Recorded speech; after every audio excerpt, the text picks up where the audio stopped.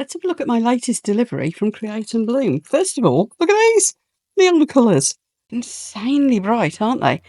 I'm not going to be using these today. We're going to be using quite the opposite.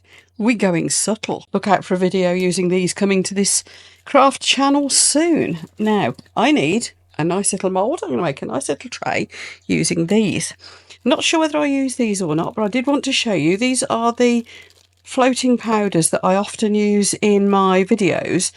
I used to get them in great big pots from Apex Resin, but many people said they just wanted little small amounts because it goes an awful long way. So now Create and Bloom are stocking them. We have little tiny pots and perfect. Not sure if I'll be using those today though, but wanted to show you. Right, let's find a mould.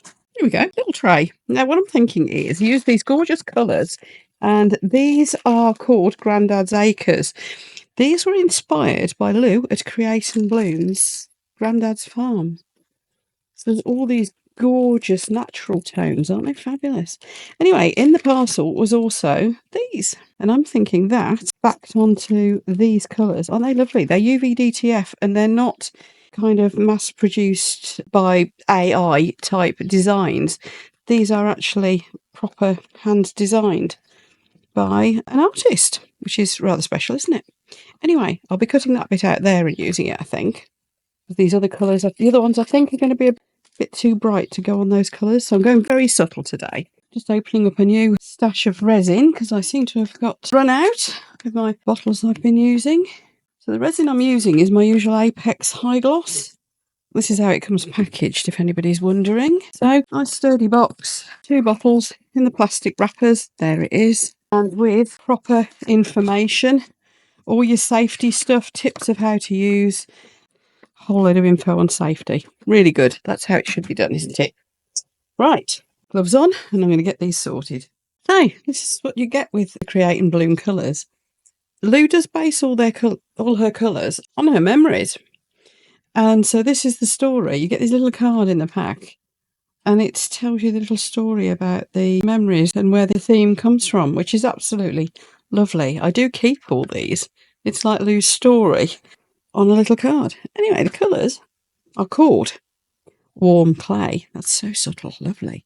Soft Mink. Red Alder. Milk Cap. That's nice. I've been looking for a nice pale cream. Bunny Tail, which is the same name as one of her mica powders as well. The mica powder is quite pink. Isn't that nice? And then Toasted Oat. So I've got to decide which of these to use. Now, what I'm going to do is I'm going to tip this little mould up so I can do the colours in separate areas. And the way I'm going to do that is by putting it on a bit of board. So I'm now going to go and get a bit of board. So this is a little bit of basswood here, and it's a bit left over from making clocks with my laser cutter. So what we're going to do is just tip it up slightly because I want to have, and it's an angle as well, kind of like that. One colour, and then tip it that way and get another colour and so on. So there's going to be a bit of tipping around going on here. And I need something to lift it with, so I'm going to use a little chunk of silicone. These are just some little silicone bungs I made a while ago. And they're quite handy because stuff doesn't tend to slide around on them. So there we go. Right, let's get some resin. So the resin I am using is the Apex High Gloss that you just saw me unpack. And we're going to stir it nice and slowly.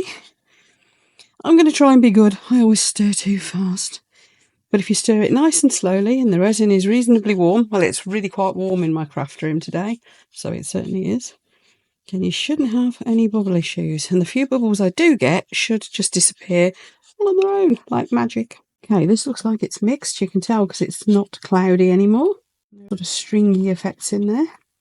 So that is all good. Just a few bubbles, which as you can probably see, are popping away. So I've decided Red Alder is going to be the first colour.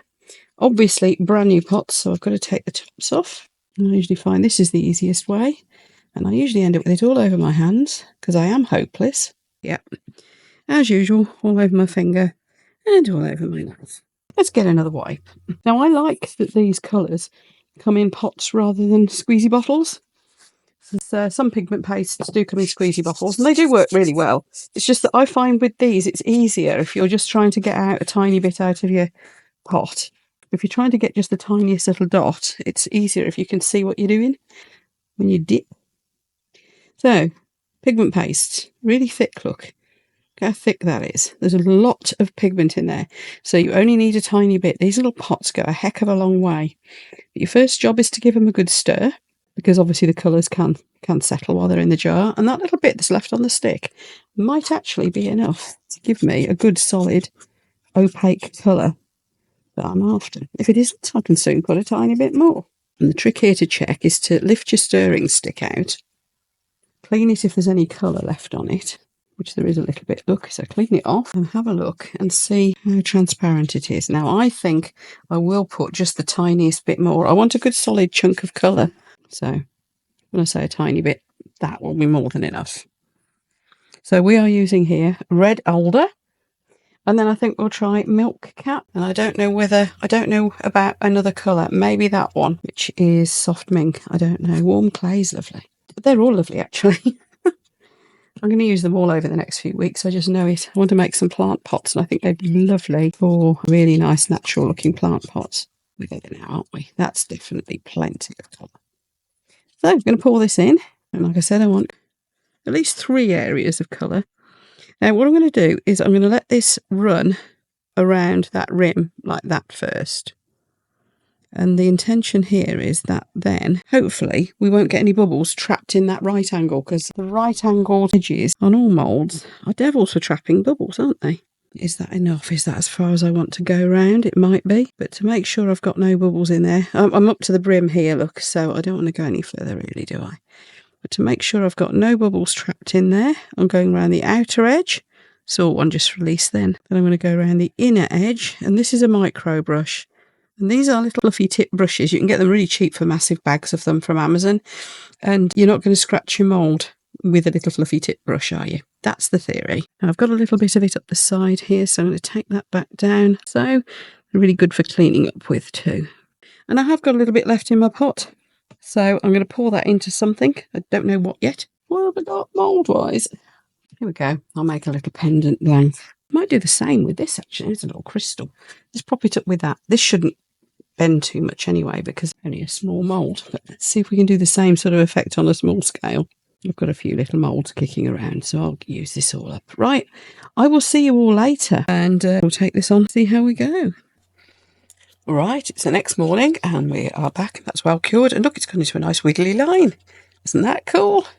Right, I want to tip it the other way now. I'm just going to do that. There we are. Same with that little guy. There, in case I have any left over again.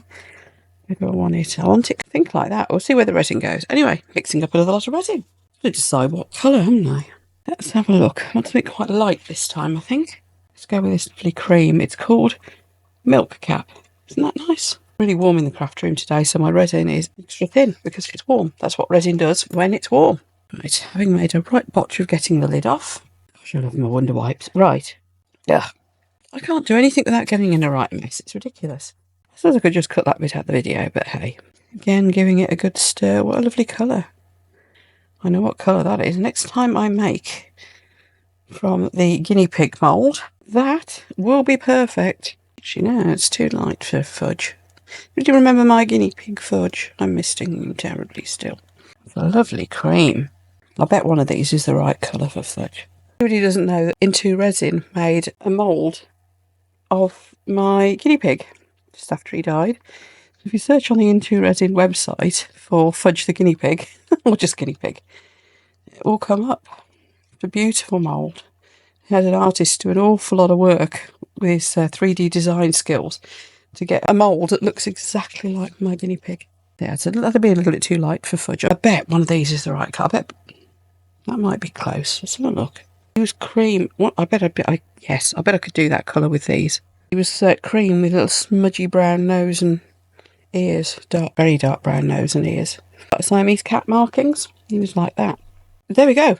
We're done again. And I've just got to decide what colour to put in the remaining area. I'm thinking maybe soft mink. I don't know. We've used red alder, haven't we? So, toasted oat? I don't know. But we've used those two, so something different. Soft mink, I think, might be the way to go. Possibly. Let's leave that one there to remind me. I'll see you when this is cured. Last colour going in now. And I'm really kicking myself because I didn't think to go around the edge for bubbles. with this creamy colour. So we're kicking myself now. It's a beautiful cream colour. And I think I'm going to go for soft mink. I don't know. Almost tempted to go for white, but no, let's stick with these sort of colours. Made a mess again. Now obviously I've dropped this down onto the flat now. That'll be nice. Oh, that's a lovely colour. I fancy some plant pots in that colour. So we're on the flat, so this will be our last colour going in, so it'll be nice and flat and smooth. Let's get this stirred up. Beautiful colour. They all are. I think you can probably buy these separately, but I do recommend you buy them in the sets because, well, immediately you've got a set of colours that'll go together, but also price-wise, it works out better as well, because obviously anything in sets always, doesn't it? Right, fill this on up then. Might need a little bit more than that. I'm going to need a bit to go in my little pendant mould. Let's see how far that goes. I might need to mix a bit more, but anyway, I'm going to top that up. So just mixing a little bit more up. I think it's going to need... It might end up completely covering over this as well, but both these pieces will need a little bit more. So here we go. So we should end up with a plain soft mink back to this. And the same with the little pendant as well. This is quite a chunky pendant. It'll probably end up being a keychain. Right, there we go. And the rest into here. Scrape it all out. Generally find I can use these pots a few times before I have to bin them. Either wipe them out or just let the resin cure in them, really. Depends what I'm doing. I always use nice clean ones for when I'm making stuff to show you, because I think it's easier for you to see what's going on with the colours. Just a little bit more. Right, I'm just going to add a bit more to this. You don't need to see that bit, do you? And I will see you for the demould, and then we'll move on to work with our stickers and see how we end up. Right, these should be well and truly cured because I've had a day out since I poured these. I went to do some crafting with a couple of really good friends of mine, so look out for a video about that coming soon. Now, as I'm demoulding these, let me tell you that Lou from Create and Bloom is indeed going to be supplying us with a £50 voucher for her store. And there we go, here's our little pendant piece. Isn't that nice? So thank you very much, sponsors. Lou from Create and Bloom is providing us with a voucher for her store. And also, of course, Apex Art 2. So we have two lovely giveaways for you where you can basically choose your own prize because you've got a gift card. Now, to enter, let me tell you what you need to do to enter. All you need to do is put in the video description below the name of those two sponsors. Put those in the video description. I'll use the random picker thingy to pick out a winner. And here we are. Look at that. I'm pleased with that. A little bit of silicone stuck on it there somehow. So there we go. We have our stickers on.